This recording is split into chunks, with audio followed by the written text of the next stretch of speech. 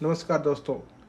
उत्तराखंड के चमोली में तपोवन की एनटीपीसी टनल में फंसे 35 लोगों को निकालने का काम तीसरे दिन भी जारी है।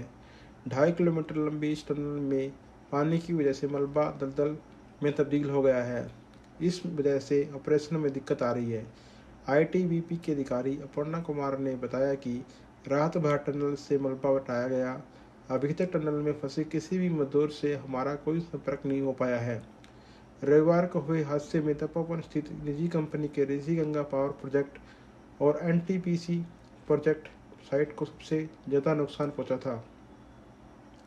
3 दिन के रेस्क्यू ऑपरेशन में पहली बार ऋषि गंगा प्रोजेक्ट साइट से 2 शव बरामद हुए और सोमवार को रेस्क्यू टीम ने तपोवन एरिया से 26 शव और 5 मानव अंग निकाले थे। सरकार के मुताबिक हादसे के बाद 206 लोग लापता हो गए हैं।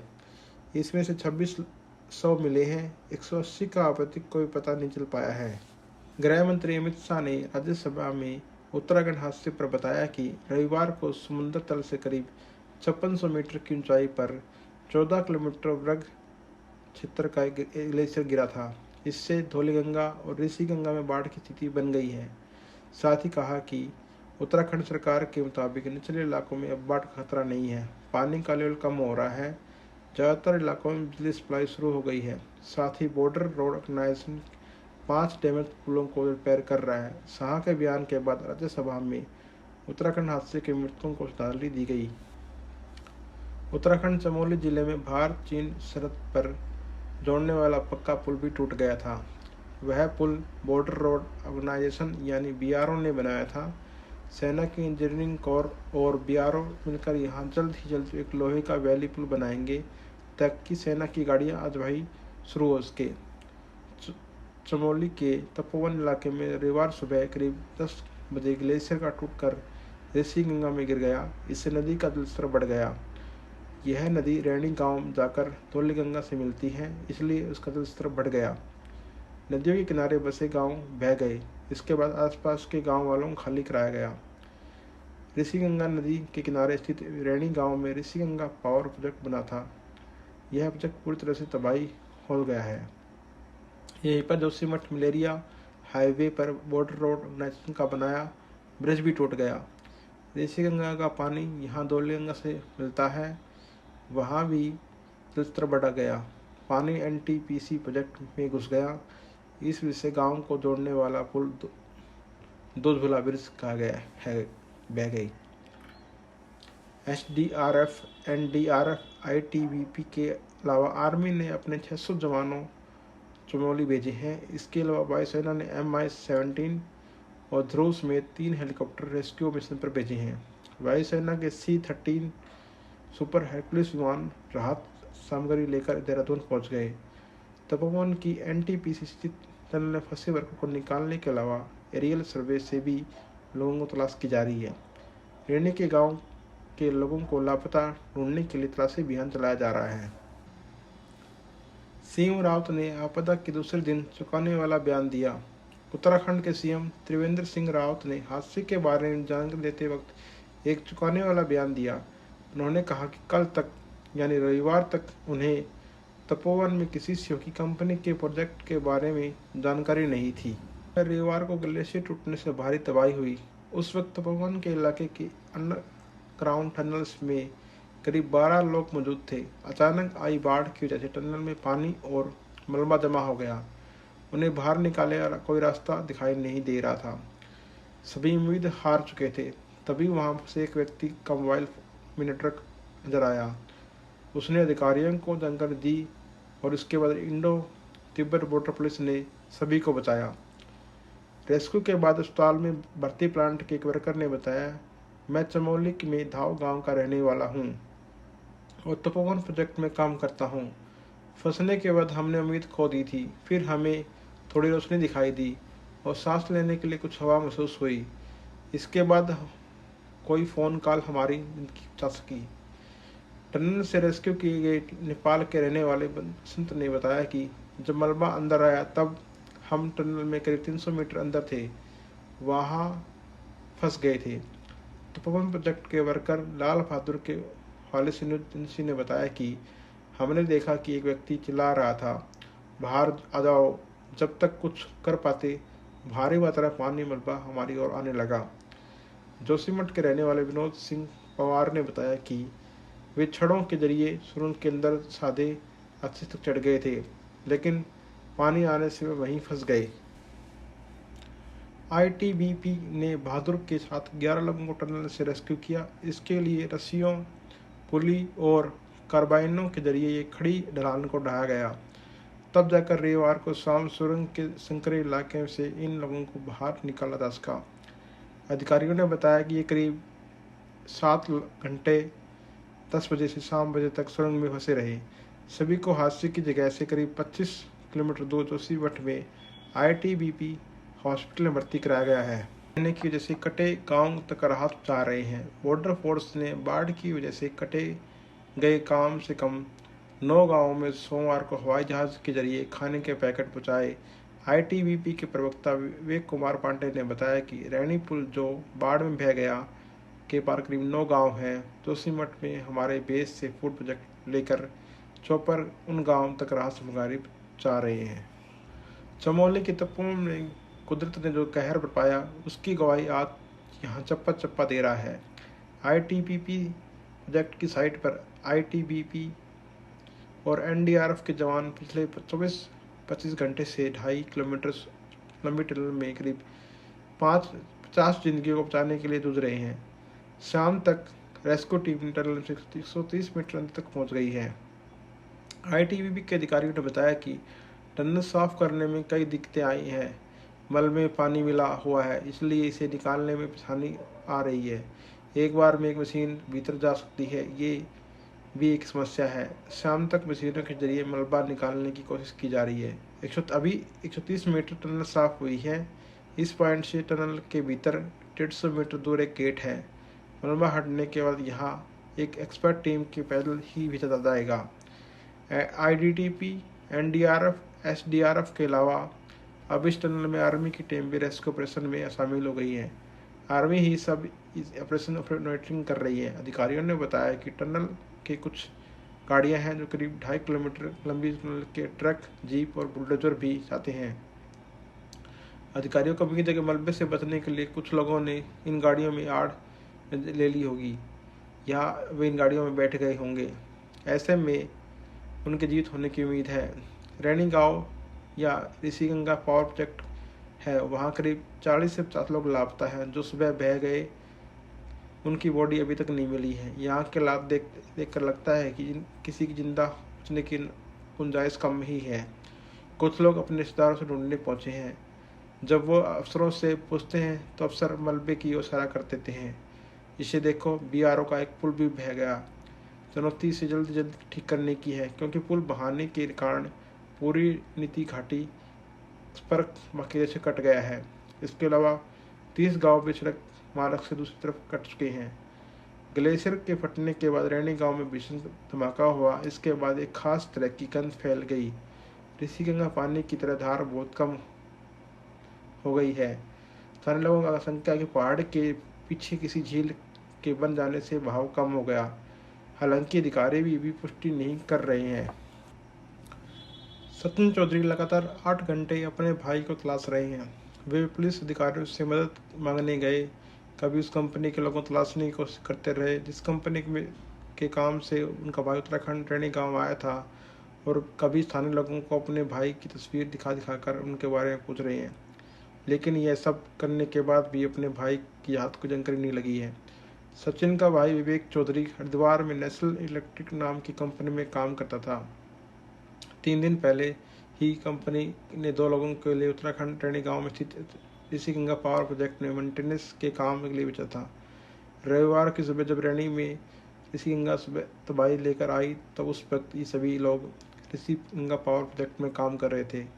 उसके बाद उनमें से किसी की कोई सूचना नहीं मिली है। सचिन कहते हैं कि पुलिस वाले कोई जानकारी नहीं दे रहे हैं, कंपनी वाले भी लापता हुए लोगों की कोई सूचना नहीं दे रहे हैं। इसमें से अपने भाई का नाम तलाश को लोग बता रहे हैं कि यहाँ नीचे वो कंपनी हुआ काम करती थी जहाँ मेरा भाई काम करने आया था, लेकिन यहाँ वहाँ सिर्फ मलबा का ढेर है। कंपनी का कोई निशान तक नहीं बचा है। भाई की उम्र कितनी है पूछने की सचिन फुट फुट कर रोने लगते हैं और कहते हैं कि सिर्फ 25 साल का था, अभी तो उसकी शादी भी नहीं हुई थी। सचिन ऐसे अकेले व्यक्ति नहीं हैं जो अपने परिजनों को तलाशने रैनी गांव के आसपास बेताश रोते हुए घूम रहे हैं। यहाँ देश के अलग अलग हिस्सों में आए हुए दर्जनों लोग मौजूद हैं, जिनमें से किसी को अपने बेटे की तलाश है, किसी को अपने पिता की। हिमाचल के शिमला से आए विकास और उनके साथी भी अपने अपने परिवारों की तलाश में पहुंचे हैं। वे कहते हैं सरकार ने जो हेल्पलाइन नंबर जारी किए हैं उनमें हमने एक कॉल किया, वो या तो व्यस्त आते रहे या कोई जवाब नहीं मिला। फिर किसी तरह एनडीआरएफ का नंबर लगा, लेकिन उन्होंने भी सिर्फ इतना ही कहा कि हम बचाव कार्य में लगे हैं और कोई ठोस जानकारी देना अभी संभव नहीं है। जब कोई सूचना नहीं मिली तो हम सब खुद ही खोदने आ गए। Rishi Ganga power project in दिनों कुंदन ग्रुप नाम की कंपनी चला रही थी। इस कंपनी हिमाचल में एक प्रोजेक्ट है। कुछ दिन पहले ही कंपनी ऋषि गंगा प्रोजेक्ट के गेट से पानी के रिसाव की शिकायत मिली। इसे ठीक करने के लिए कंपनी ने अपनी हिमाचल यूनिट के कई कर्मचारियों को रैनी गांव बुलाया था। ये सभी लोग रविवार को आई आपदा के दौरान प्रोजेक्ट की साइट पर मौजूद थे। सिर्फ 4-5 दिनों के लिए रैनी आए इन लोगों को ने कभी नहीं सोचा था कि वो वापस लौट पाएंगे। विकास कहते हैं कि हमारे लोग बहुत शॉर्ट नोटिस हिमाचल से यहाँ चले गए थे क्योंकि कंपनी का नुकसान हो रहा था, लेकिन वह इतना बड़ा नुकसान हो गया कि कंपनी की तरफ से ये भी नहीं बताया जा रहा कि कितने लोग गायब हैं, उनके नाम क्या है। अपने लोगों तलाश करते तमाम दूसरे प्रजन भी यही आरोप कंपनी पर लगा रहे हैं, लेकिन स्थानीय पुलिस अधिकारी मनोहर भंडारी कहते हैं कि कंपनी की तरफ से कोई जवाब देगा कितने लोग कंपनी में थे, इसमें से कोई जवाब देने की ही बचा नहीं है। वो कोई सूची जरिए जारी नहीं कर पा रहे क्योंकि उनके सारे रिकॉर्ड कागजात सब कुछ खत्म हो चुका है। उस जगह पर इतना मलबा है कि कोई बता भी नहीं सकता कि कितनी कंपनी का उसका ऑफिस और डैम आखिर कहाँ हुआ करते थे। आधिकारिक बयानों के अनुसार रैनी गांव के पास लगभग 40 लोगों के लापता होने की खबर है। स्थानीय सामाजिक कार्यकर्ता अतुल स्ती कहते हैं कि लापता हुए लोग मारे गए लोगों की असल संख्या का पता लगाना बेहद मुश्किल है। पहले बताया जा रहा है कि यहाँ से करीब 30 लोग लापता हैं, अब ये आंकड़ा 40 हो गया। असल आंकड़ा शायद इससे कहीं ज़्यादा हो। स्थानीय लोगों की फिर भी सूची तैयार हो रही है क्योंकि वो यही थे और प्रोजेक्ट में काम करते थे, तो उनके लापता होने की खबर सबको है, लेकिन काम के लिए बाहर से आए लोगों की कोई सूची नहीं बन पाएगी, ये बेहद मुश्किल लगता है। रैनी गंगा स्थित ऋषि गंगा प्रोजेक्ट से लापता लोगों की संख्या पुष्टि नहीं हो सकी है, लेकिन तपोवन स्थित प्रोजेक्ट से 23 लोगों का लापता होने आंकड़ा प्रशासन ने जारी किया है। इसके साथ ही कुल 26 शवों और 5 मानवों की बरामद की सूचना स्थानीय पुलिस ने जारी की है। इन शवों में अपने लापता हुए परिजनों को खोजने की बेहद क्रूर प्रक्रिया से उन लोगों को गुजरना पड़ रहा है जो उनके जीवित होने की आस लेकर आ पहुंचे हैं। हिमाचल से आए विकास कहते हैं कि आज पूरे दिन एक व्यक्ति की जीवित नहीं बचाया जा सका, फिर 100 ही निकले। अब आखिरी विकल्प यही है कि जो लाशें बरामद हो रही है हम ज़्यादा कर उनकी पहचान करें। शायद भयानक स्थिति देखने के बाद लगने लगा है कि इस प्रोजेक्ट में काम करने वाले लोगों के जीवित होने की कोई उम्मीद बाकी नहीं रह गई। रुधे गले से वो कहते हैं कि अब कम से कम बॉडी रिकवर हो जाए ताकि हम लोग अंतिम ठीक से कर सके। हाइड्रो पावर प्रोजेक्ट की नदियों पर बनाए गए बांध। हाइड्रो पावर उत्पादन भारत 5वें नंबर पर है। केवल चीन, ब्राज़ील, अमेरिका, कनाडा जैसे देश इससे आगे है। भारत में 197 हाइड्रो पावर प्लांट है जो कुल 45,800 मेगा वाट यानी देश की 12% से ज़्यादा बिजली का उत्पन्न करते हैं। इनमें से 98 केवल उत्तराखंड में है। अभी 41 बन रहे हैं और 197 प्रस्तावित है। दरअसल 2013 में ही कुल 336 हाइड्रो पावर प्रोजेक्ट को अनुमति मिल चुकी थी। जियोलॉजिस्ट नवीन जोयल कहते हैं कि करीब 300 साल पहले इंसान ने पहाड़ ने कमाई करने की सोची, नदी को पानी कमाई का दरिया बना लिया, जल विद्युत योजनाएं लगने लगी। ये गलत नहीं थी, सरकार और कंपनियां पैसे मिलते और लोगों को घरों में बिजली पहुंचती, लेकिन भूख बढ़ती गई। बड़े बड़े बांध बनाकर नदियों के स्वाभाविक बहाव को रोक दिया, इससे पेट नहीं भरा। फिर छोटे बांध बनने लगे। बीते 20 साल में नदियों को गला घोंटकर बिजली पैदा करने वाले प्रोजेक्ट खड़े किए गए हैं। हाइड्रो प्रोजेक्ट लगने के लिए जंगल को काटा ही जाता है। सैकड़ों मीटर ऊंचाई पर बांध बनाए जाते हैं। जब कभी ये बांध टूटते हैं तो उनकी तबाही आना तय होती है। उच्च हिमालय में नदियों के पानी के बहाव को रोकना आज नहीं तो कल तबाही का कारण बनेंगे। हिमालय की सबसे नई और कमजोर पहाड़ी श्रृंखला है। यहाँ से गुजरने वाली नदियाँ में पानी की साथ पत्थर टुकड़े भी बहते हैं। बांध में लगातार गाद भरता जाता है। जब बांध टूटते हैं तो केवल पानी बहाकर नहीं आता, बहुत बड़ी मात्रा में गाद भी आता है जो तबाही का कारण बनता है। उत्तराखंड का 4 धाम प्रोजेक्ट अंतिम चरण में पहुंच चुका है। इसमें केदारनाथ, बद्रीनाथ, गंगोत्री, यमुनोत्री आपस में जोड़ा जा रहा है। इसमें 879 किलोमीटर 2 लेन हाईवे बन रहा है। इसमें 12 बाईपास रोड हैं, 15 बड़े फ्लाईओवर है, 101 छोटे पुल हैं, 3596 पुलियाँ हैं, 2 टनल बनाई गई जा रही हैं। इसके लिए करीब 56,000 पेड़ काटने पड़े। 1,702 जंगल एकड़ 1,702 एकड़ जंगल की जमीन दूसरे गांव के ट्रांसफ़र कर दी गई। इसके एवज में 2,997 एकड़ जमीन पर 10 लाख पौधे लगाए जा रहे हैं। उत्तराखंड के पहाड़ के साथ होने वाली इन दोनों बातों प्रकृति के साथ खिलवाड़ बताते हैं। 4 धाम प्रोजेक्ट में होने वाले नुकसान के लिए सुप्रीम कोर्ट ने रवि चोपड़ा की कमेटी बनाई थी। इसके तहत जियोलॉजिस्ट डॉक्टर रवि जोयल कहते हैं कि करीब 900 किलोमीटर की इस सड़क को 52 टुकड़ों में बनाया जा रहा है। 70 से ज़्यादा ठेकेदारों से एक जैसा काम नहीं लिया जा सकता। सब अपने अपने हिसाब से नियम बनाते जा रहे हैं। इस प्रोजेक्ट में कई बार सुधार भी हुए। शुरुआत में इसे आम सड़क के मानक के आधार पर 12 मीटर चौड़ी करने का प्रस्ताव पास हो गया था। फिर 10 से 7, अब 5.5 मीटर की सड़क बननी है। हमारे यहाँ सबसे बड़ी गाड़ी वोल्वो बस है, जिसकी चौड़ाई 2.44 मीटर होती है। 2 लेन के लिए 12 मीटर की सड़क बनाने की जरूरत नहीं है, क्योंकि इसके लिए 20 मीटर से अधिक पहाड़ काटने पड़ेंगे, जंगल काटने पड़ेंगे। सुप्रीम कोर्ट ने हमारी रिपोर्ट के आधार पर सड़क को 5.5 मीटर बनाने को कहा, लेकिन इसे नाकाफी बताते हुए फिर से सुप्रीम कोर्ट का दरवाजा खटकाया गया। पेड़ ही तो मजबूत कड़ी हैं जो पहाड़ की मिट्टी और चट्टान को खिसकने नहीं देता। पेड़ों की जड़ और तने पहाड़ के भीतरी हिस्से में मिट्टी को मजबूती से बांधे रखते हैं। जैसे जैसे पहाड़ काटे जाएंगे, जैसे जैसे पेड़ काटे जाएंगे, पहाड़ कमज़ोर होते जाएंगे। भूस्खलन यानी पहाड़ टूटकर गिरने की घटनाएं बढ़ेगी।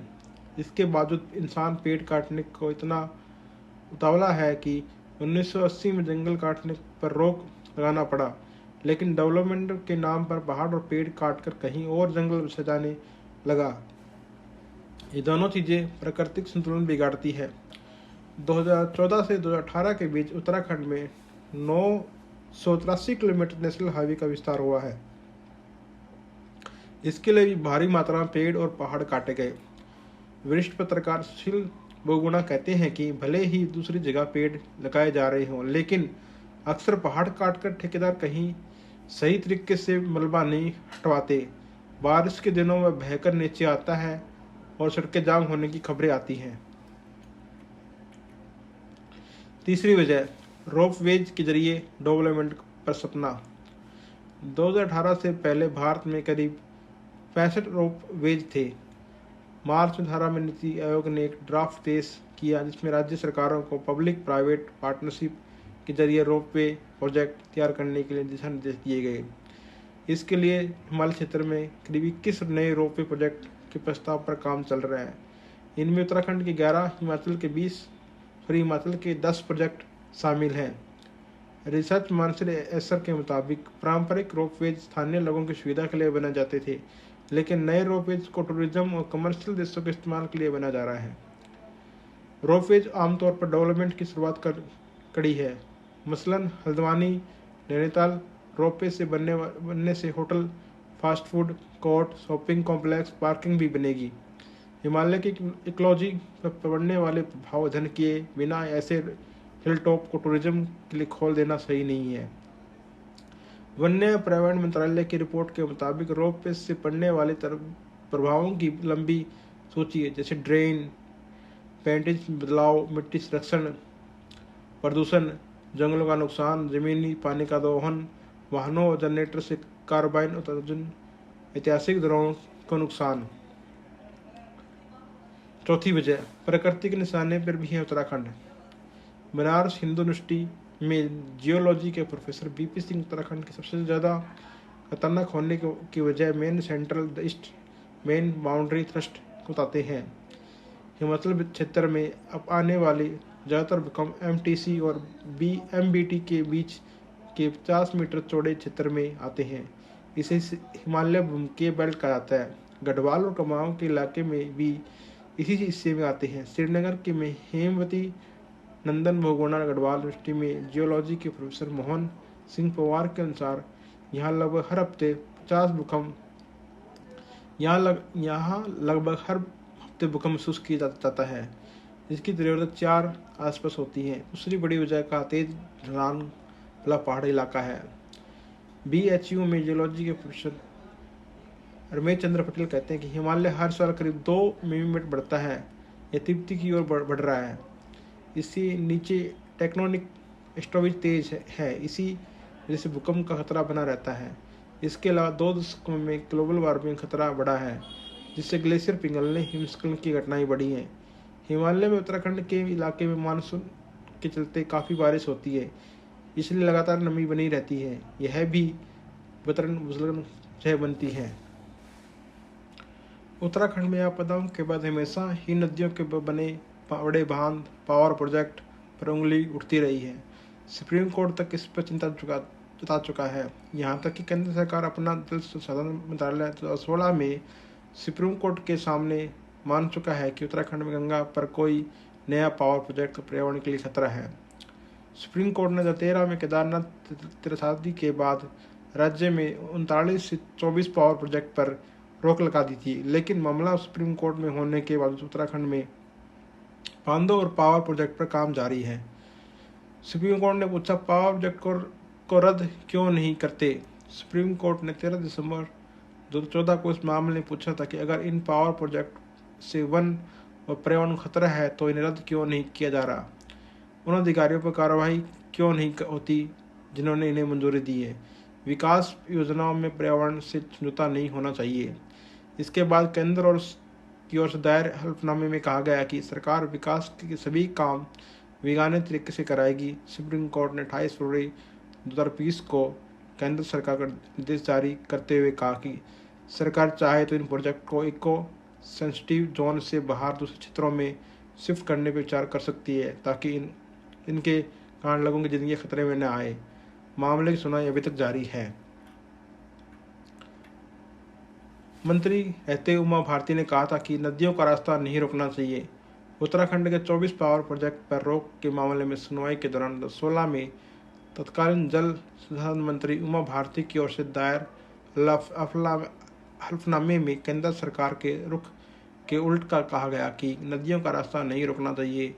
उत्तराखंड में अलकनंदा, मंदाकिनी, भगीरथी और गंगा नदियों पर कोई बांध या पावर प्रोजेक्ट खतरनाक होगा। केंद्र के 2 मंत्रालयों ने बांध बनाने की वकालत की थी। इस मामले में पर्यावरण और ऊर्जा मंत्रालयों ने अपने हल्फनामे में कहा था कि बांध बनाना खतरनाक नहीं है। इसका आधार 1916 में हुए समझौते का बताया गया। इस समझौते के मुताबिक नदियों में 1000 SCU पानी का फ्लो बनाए रखा जाए, जो बांध बनाए जा सकते हैं। इसे पर्यावरण मंत्रालय इको फ्लो कहता है। उमा भारती के मंत्रालय ने कहा था कि बड़े बांध खतरनाक होंगे। उमा के मंत्री रहते उनके विभाग जल संसाधन मंत्रालय ने अपने हल्फनामे में बताया था कि पावर प्रोजेक्ट को पर्याप्त स्टडी के बिना मंजूरी दी जा रही है, यह खतरनाक है। उस समय 70 नए पावर प्रोजेक्ट की तैयारी चल रही थी। 4 धाम प्रोजेक्ट पर सुप्रीम कोर्ट ने ज़्यादा चिंता थी। चारधाम प्रोजेक्ट के कारण उत्तराखंड के पर्यावरण को भारी नुकसान पहुंचाया था। इसका खुलासा सुप्रीम कोर्ट द्वारा गठित रवि चोपड़ा की कमेटी ने अपनी रिपोर्ट में किया था। इस रिपोर्ट के आधार पर सुप्रीम कोर्ट ने केंद्र सरकार को 7 मीटर की जगह 5.5 मीटर बनाने का आदेश दिया था। 21वीं सदी में यानी मौजूदा समय में हिमालय के ग्लेशियर के पिघलने की रफ्तार पिछली सदी के आखिरी 25 साल के मुकाबले दुगनी हो चुकी है, यानी ग्लेशियर से बर्फ लगातार पिघलती जा रही है। तापमान बढ़ने से ग्लेशियर के निचले हिस्से का नुकसान हो रहा है। ऐसे में पानी की कमी के साथ हादसे भी बढ़ेंगे। चमोली जैसी घटनाएं इसकी गवाही है। करीब 80 करोड़ लोग सिंचाई, बिजली और पीने पानी के हिमालय के ग्लेशियर निर्भर हैं। वैज्ञानिकों का कहना है अगले कुछ दशकों में यह बंद हो जाएगा, क्योंकि हम बड़े पैमाने पर ग्लेशियर खोज हो रहे हैं। 40 साल की सैटेलाइट इमेज का एनालाइज किया। इस स्टडी के लिए भारत, चीन, नेपाल और भूटान से पिछले 40 साल का सैटेलाइट डाटा लिया है। कहा गया है कि क्लाइमेट चेंज से हिमालय के ग्लेशियर खत्म हो रहे हैं। जून 19 में जर्नल साइंस एडवांसेज में पब्लिश हुई इस स्टडी से पता चला है कि 2000 के बाद से ग्लेशियर हर साल 1.5 फीट के बराबर बर्फ खो रही है। बर्फ के पिघलने की रफ्तार 1975 से 2000 तक दुगनी है। 40 साल में ग्लेशियर 1/4 हिस्सा कम हुआ है।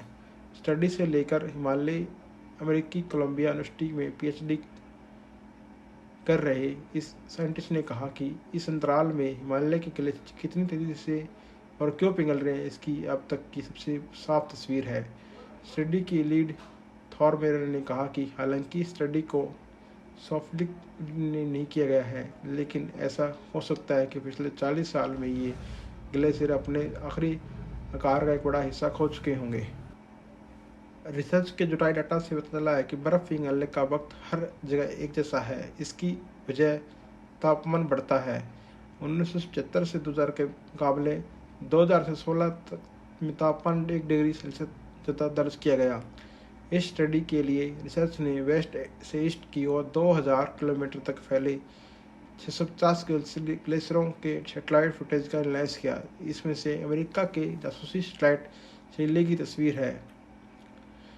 रिसर्च ने सैटेलाइट इमेज को 3D में मॉडल में बदलने के लिए एक सिस्टम बनाया है, जो समय के साथ ग्लेशियरों को बदलती ऊंचाई को देखा जा सकता है। इसके बाद इन तस्वीरों को 2000 से पहले के ऑप्टिकल डेटा से मिलान किया गया। इससे ग्लेशियर की ऊंचाई में आया बदलाव साफ नजर आया। रिसर्च नोट में किया है कि एशियाई देशों में जीवाश्म ईंधन और बायोमास का बहुत ज़्यादा इस्तेमाल हो रहा है। इससे निकलने वाली कलिक को ज़्यादातर हिमालय ग्लेशियरों के सतह पर आ जाता है। इसका नतीजा यह होता है कि वे तेज़ी से पिघलने लगती हैं। उन्होंने बताया कि 1976 से 2000 तक यहाँ के ग्लेशियर मामूली गर्मी की हर साल लगभग 2.5 मीटर बर्फ खोदी है। 1990 के दशक की शुरुआत में ग्लोबल वार्मिंग की समस्या मुंह उठने लगी। 2000 की शुरुआत में ग्लेशियर के पिघलने का रंगना लगभग आधा मीटर तेजी आई। स्टडी के दौरान ग्राउंड स्टेशनों से डाटा जुटाया गया। इसके बाद देखा गया ग्लेशियर के पिघलने की दर क्या है। टीम ने इन डेटा तुलना की। इससे पता चला कि वास्तव में क्या हो रहा है। मोर ने बताया कि ग्लोबल वार्मिंग में बर्फ की सबसे ज़्यादा नुकसान पहुंचा रही है।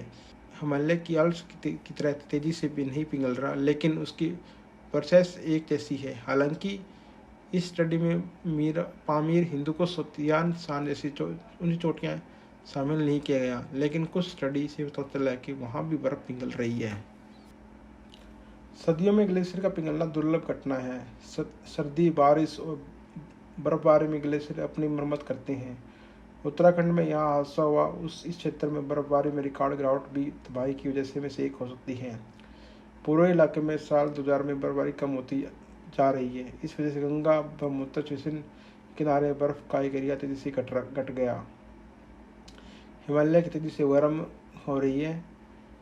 हिमालय में ऊंचाई मौजूद पर्वतों से अब आजकल दोपहर का तापमान सामान्य से 5 डिग्री ज़्यादा है। इसके साथ ही पेड़ों की कटाई, पहाड़ों में निर्माण तबाही की वजह है। हिमालय की सेहत को लेकर वाडिया इंस्टीट्यूट के शोध में यह बात सामने आई कि यूरोप के देशों में निकलने वाला प्रदूषण पूरी तरह हिमालय रेंज की सेहत बिगाड़ रहा है। यह प्रदूषण हिमालय के ग्लेशियरों में ब्लैक कार्बन के तौर पर चिपक रहा है। इससे ग्लेशियर पिघल रहे हैं। जनवरी के महीने में ब्लैक कार्बन भारत से नहीं बल्कि यूरोप के देशों से पश्चिमी विलोप के साथ आ रहा है। पश्चिमी विलोप जो बारिश के लेकर आता है, उसी के साथ जहरीली गैसें भी आती है। यानी ग्लेशियर पिघलने का कारण जितना लोकल है उतना ही ग्लोबल है। पहले बर्फ श्रृंखलाएं और मध्य एशिया हिमालय की पहाड़ियों में बर्फ सितंबर से शुरू हो जाती थी। सितंबर और अक्टूबर में गिरी बर्फ मार्च आते आते ठोस हो जाती थी। ऐसा इसलिए क्योंकि नवंबर, दिसंबर, जनवरी और फरवरी में हिमपात होता है। ऐसे में बर्फ़ की मोटाई काफ़ी ज़्यादा होती थी, लेकिन अब सितंबर से दिसंबर तक की होने वाली बर्फ़ जनवरी से मार्च शिफ्ट हो गई है। ऐसे में बर्फ़ गिरती भी है, ठोस बनने का समय नहीं मिलता, क्योंकि मार्च के बाद गर्मी आ जाती है। हिमालय के 200 ग्लेशियर बेहद खतरनाक कैटेगरी में हैं। सर्दियों में बर्फबारी के दौरान हिमालय का यह इलाका देश के काफ़ी हिस्सों में कट जाता है और यहाँ रहना बेहद जोखिम भरा होता है। हिमालय के इलाकों में करीब 8800 ग्लेशियर झीलें फैली हुई है। इसमें से 200 ग्लेशियर अति खतरनाक श्रेणी में आते हैं। हाल के वैज्ञानिक प्रमाण बताते हैं कि हिमालय में आने वाले बाढ़ बड़े पैमाने के भूस्खलन के कारण होती है, जो अस्थायी रूप से पहाड़ी नदियों को रास्ता रोक देती हैं। वहीं सिर्फ मार्च से सितंबर तक के महीने में ग्लेशियर पर निगरानी रखी जाती है। सर्दियों में ग्लेशियर पर रखना करीब करीब नामुमकिन है। इसके अलावा अप्रयोजित निर्माण करना ही पहाड़ की संतुलन की बड़ी चुनौती बनती है। और आखिर में बात करेंगे जब जून में आई आपदा में क्या जानी गई थी। जून 16-17 में 2013 में बादल फटने के और इसके बाद ग्लेशियर टूटने से रुद्रप्रयाग, चमोली, उत्तरकाशी, बाड़ेश्वर, अल्मोड़ा, पिथौरागढ़ जिलों में भारी तबाही मची थी। इस आपदा में 4400 से ज़्यादा लोग मारे गए थे और लापता हो गए थे। 4200 से ज़्यादा गाँव का संपर्क टूट गया। इसमें से 991 स्थानीय लोगों की अलग अलग जगह मौत हुई। 11,091 से ज़्यादा मवेशी बाढ़ में बह गए, मलबे में दबकर मर गए। ग्रामीणों ने 1,309 हेक्टेयर भूमि बाढ़ में बह गई। 2,141 मकानों का नामो निशान मिट गया। 100 से ज़्यादा होटल तबाह हो गए। आपदा में 9 नेशनल हाईवे, 35 स्टेट हाईवे, 2,385 सड़कें, 86 मोटर पुल, 172 बड़े और छोटे पुल बह गए और क्षतिग्रस्त हो गए।